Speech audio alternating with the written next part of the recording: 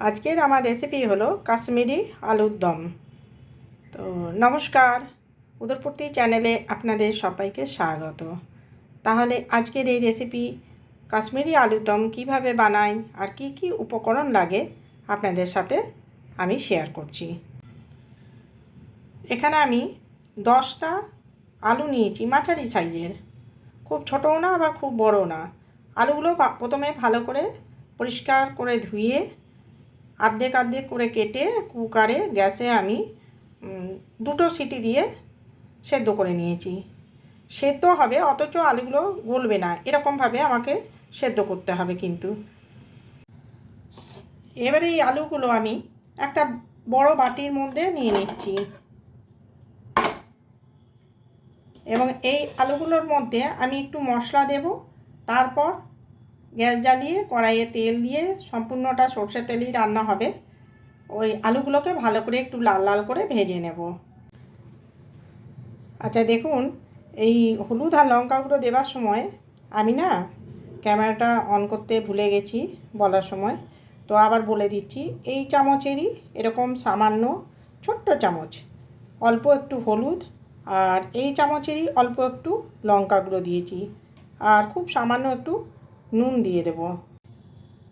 এই যে সামান্য একটু নুন দেবো। এবার আলুগুলো ভালো করে মাখিয়ে নেব এই মশলাটা। এখানে কড়াই চাপিয়ে দিয়েছি, আমি গ্যাসের ফ্লেম অন করে দিয়েছি এবং এই কড়াইয়ের মধ্যে সর্ষের তেল দেব। আন্দাজ মতো এখানে দিলাম 4 চামচ, বড় চামচের 4 চামচ সর্ষের তেল দিলাম। কেউ যদি একটু বেশি খেতে চান সেক্ষেত্রে একটু বেশি দিতেই পারেন, তো আমরা যেরকম খাই সেই হিসেবে দিলাম, তবে একটু বেশি তেল লাগে। এদিকে এই নুন, হলুদ, লঙ্কা গুঁড়ো যে দিয়ে রেখেছিলাম, এই আলুগুলো খুব ভালো করে মাখিয়ে নেবো এই আলুগুলোর সাথে।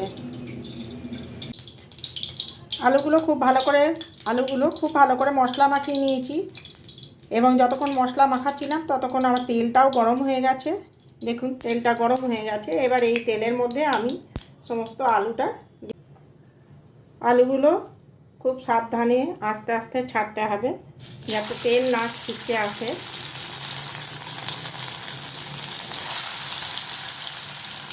এইভাবে সব আলুগুলো আমি এই তেলের মধ্যে ছেড়ে একটু লাল লাল করে ভেজে তুলে রাখবো।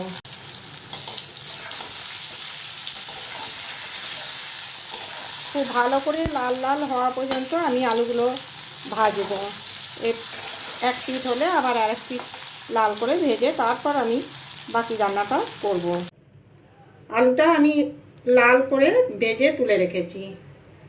এবারে একটা কড়াই গ্যাসে চাপিয়েছি, গ্যাসের ফ্লেম অন করে দেখুন একটা মশলা আমি তৈরি করব। এগুলো সমস্ত গোটা মশলা ড্রাই রোস্ট করব।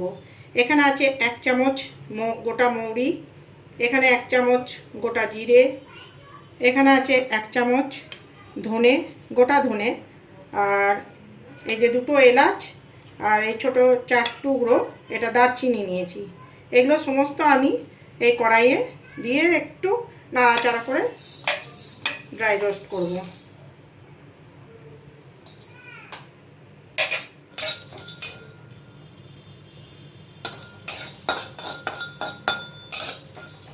হালকা কিন্তু ভাজাটা হবে, বেশি ভেজে গেলে, বেশি ভাজা হয়ে গেলে অনেক সময় তেতো হয়ে যায়।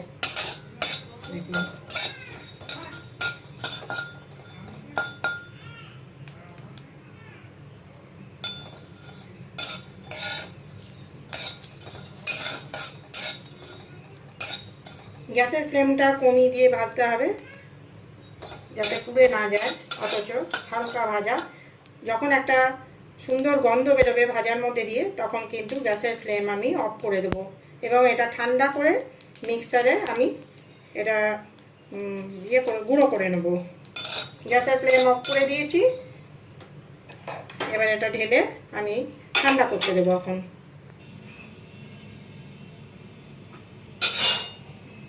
এই যে ভাজা মশলাটা আমি এতে তুলে রাখলাম। এবার একটু ঠান্ডা হয়ে গেলে আমি মিক্সিতে ভালো করে গুঁড়ো করে নেব। এটা কিন্তু একদম মিহি গুঁড়ো করব। মিক্সিতে আমি ভাজা মশলাটা দিয়ে দিলাম। এবার এটা ভালো করে গুঁড়ো করে নেব।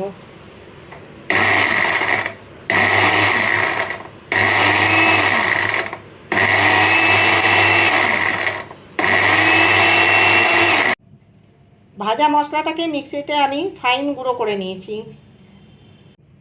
এখানে 4 চামচ ভর্তি দই নিয়েছি। দইটা ভালো করে ফেটিয়ে নিয়েছি। তাতে 1 চামচের হলুদ দিয়েছি 1 চামচ, আর ভর্তি 1 চামচ লঙ্কা গুঁড়ো দিয়েছি, বড় চামচের 1 চামচ লঙ্কা গুঁড়ো দিয়েছি।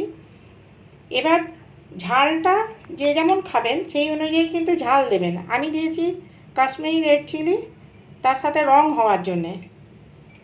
আর যে ভাজা মশলাটা করে রেখেছিলাম সেই ভাজা মশলাটা এতেই আমি মিশিয়ে দেব।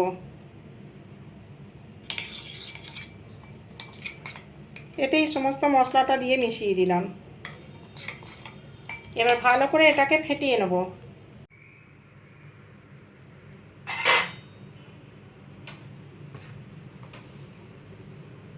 এই কড়াইয়েই আমি আর একটু তেল দিয়ে দিচ্ছি। এবার এতে আমি বাকি রান্নাটা করে নেব। সমস্ত মশলা দিয়ে এই পেস্টটা আমি তৈরি করলাম দইয়ের সাথে। এবারে গ্যাসের ফ্লেম একদম কম করে কিন্তু আমি তেলের মধ্যে এই পেস্টটা দেব। তারপর এই পেস্টটা তেলে দেওয়ার পর ভালো করে নাড়াচাড়া করে একটু কষাতে হবে। দেখুন তাহলে কিভাবে করছি।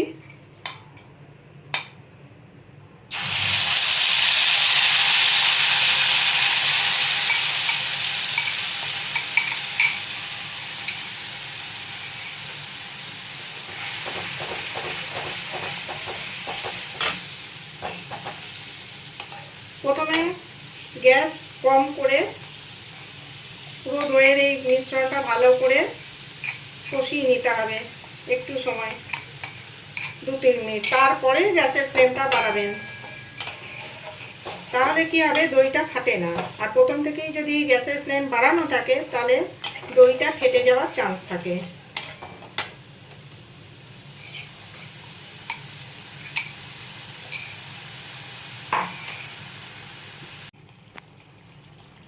এতে এই আদার টুকরোটা আমি ঘষে এতে দিয়ে দেবো। পেস্ট করছি না, শুধু ঘষে দিলেও চলবে। এই 1 ইঞ্চি আদার টুকরোটা আমি পুরোটা দিচ্ছি না, অর্ধেকটা দিচ্ছি।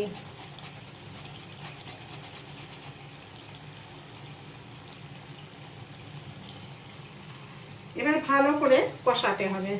আমি কিন্তু এর মধ্যে কোনো রকম টমেটো পিউরি বা টমেটো পেস্ট কোনো কিছুই দিচ্ছি না। রান্নাটা খুব ভালো করে কষিয়ে যেতে হবে। কষানো হলে তারপরে যখন তেল ছেড়ে আসবে তখন আমি এর মধ্যে আলুগুলো দেব।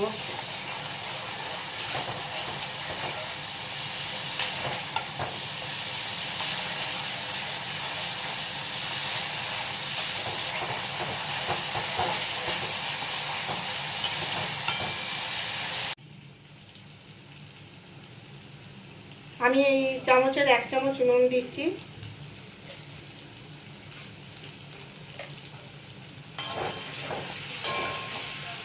আর সামান্য চিনি দেব।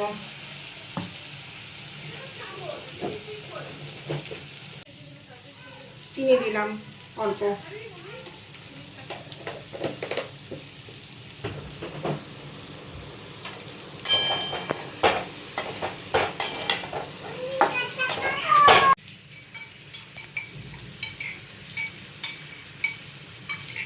কষানো কমপ্লিট হয়ে গেছে।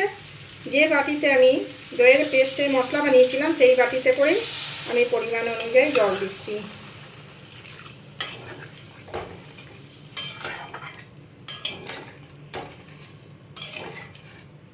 এটা বড় কাপের 1 কাপ জল দিয়েছি। এবার ভালো করে ফুটে যখন দেখব একটু গাঢ় হয়ে এসছে তখন এটা নামিয়ে নেব।